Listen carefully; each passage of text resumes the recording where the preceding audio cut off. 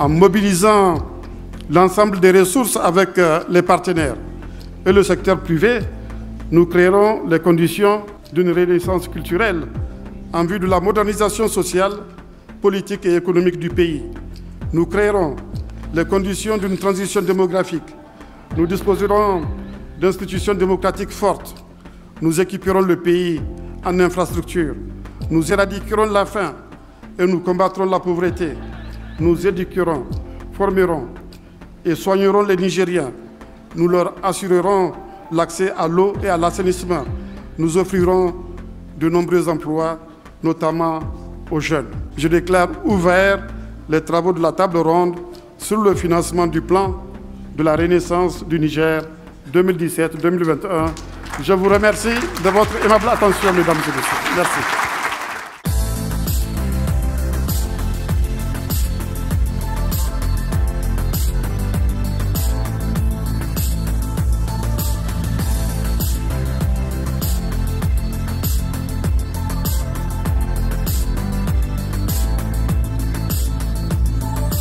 Mais pour moi, le Niger détient beaucoup de potentialités.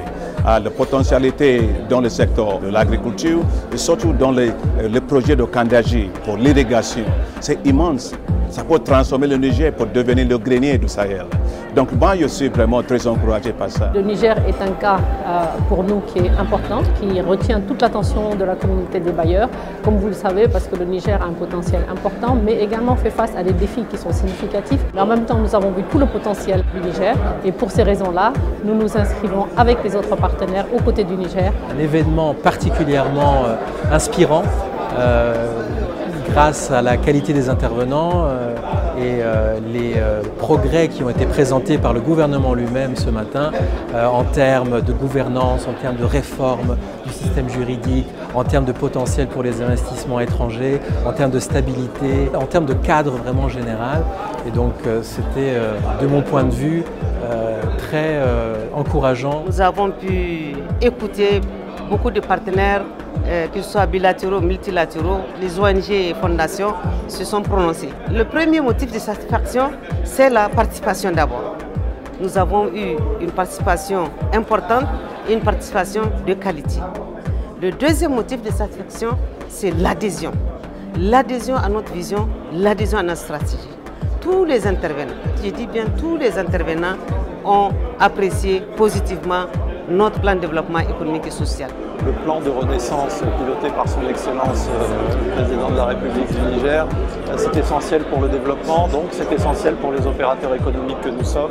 Et donc fédérer les soutiens, fédérer les investisseurs et susciter l'intérêt pour ce plan, c'est aussi un calcul tout à fait égoïste parce que tout ce qui bénéficiera au développement du Niger bénéficiera à ces opérateurs économiques dont nous faisons partie.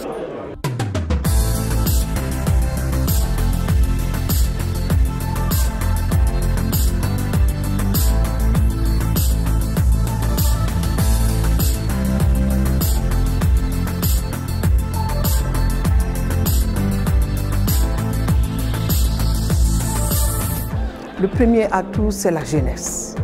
C'est un capital humain qui est là, qui peut servir.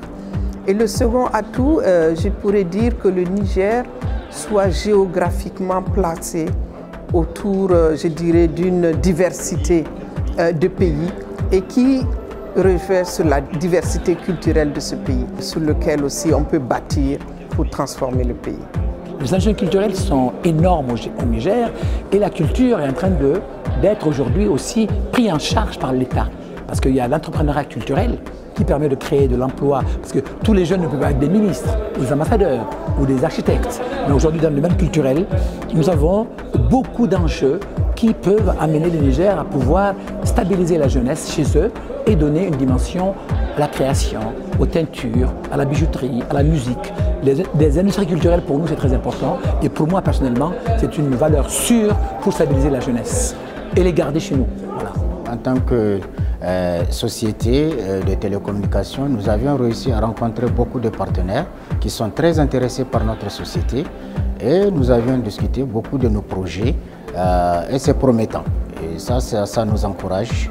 C'était nécessaire de participer à cette conférence. Nous avons signé pour un projet solaire, donc dans l'énergie renouvelable, ce qui a énormément de sens, un grand projet de 30 MW, ce qui signifie à peu près 20 milliards de francs CFA. Un projet qui nous tient à cœur, qui va amener de l'énergie au Niger en plus.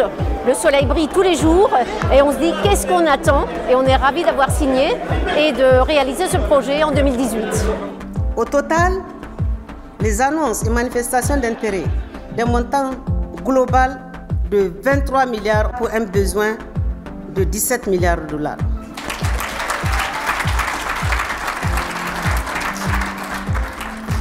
Ce niveau d'engagement global, assurant ainsi très largement la couverture des besoins de financement, témoigne de la qualité et de l'excellence des relations et de coopération entre le Niger et l'ensemble de ses partenaires.